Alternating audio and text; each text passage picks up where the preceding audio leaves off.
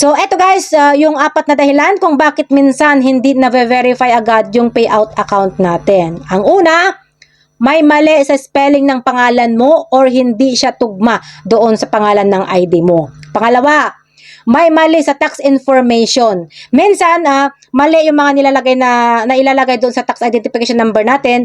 Yung minsan nilalagyan nila ng dash or kaya minsan nilalagyan nila ng space. Huwag po lagyan ng mga ganun guys. Dapat diretso lang yung number. Pangatlo, hindi tugma yung country na nilagay mo doon sa ID mo. Dapat kung Philippines yung ID mo, Philippines din yung ilagay mo doon sa country sa payout account mo na kahit pa nasa ibang bansa ka, Philippines pa rin yung ilagay mo.